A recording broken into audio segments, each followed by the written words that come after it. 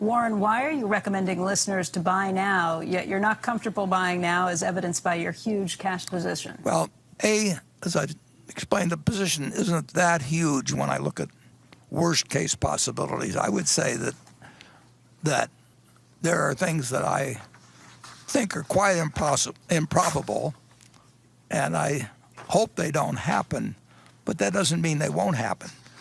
I mean, for example, in our insurance business, we could have the world's or the country's #1 hurricane that it's ever had, but that doesn't preclude the fact we could have the biggest earthquake a month later. So we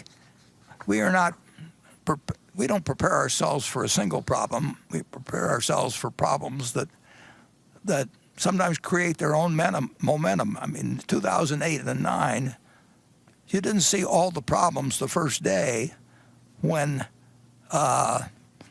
what really kicked it off was when the Freddie and Fannie, the GSEs, went into conservatorship in early September, and then when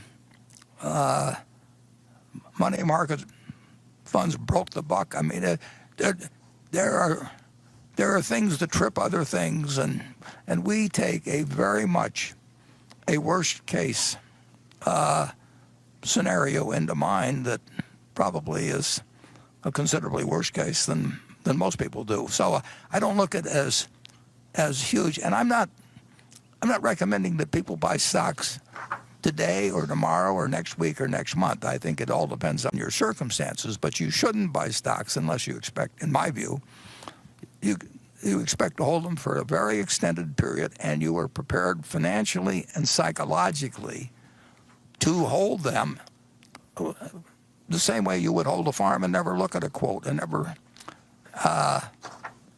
pay it.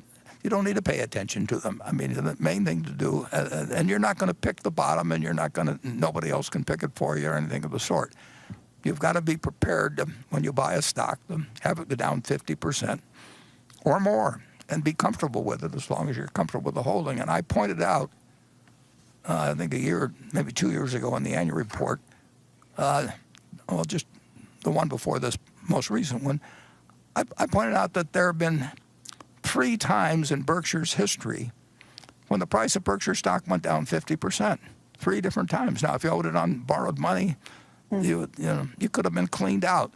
There wasn't anything wrong with Berkshire when those 3 times occurred. But if you're going to look at the price of the stock and think that you have to act because it's doing this or that, or somebody else tells you, well, how can you stay with that when something else is going up or anything?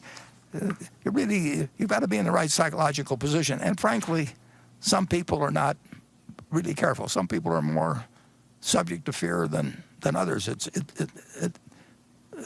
like the virus. It strikes some people with much greater ferocity than others, and fear is something I really never felt financially, but I don't think Charlie's felt it either. But some people can handle it psychologically. If you can't handle it psychologically, then you really shouldn't own stocks, because you're going to buy and sell them at the wrong time. And you should not count on somebody else telling you this. You should do something you understand yourself. If you don't understand it yourself, you're going to be affected by the next person you talk to. And so you should be in a position to hold. And I don't know whether today is a great day to buy stocks. I know it will work out over 20 or 30 years. I don't know whether it'll work out over 2 years at all. I have no idea whether you'll be ahead or behind on a stock you buy on Monday morning or the market.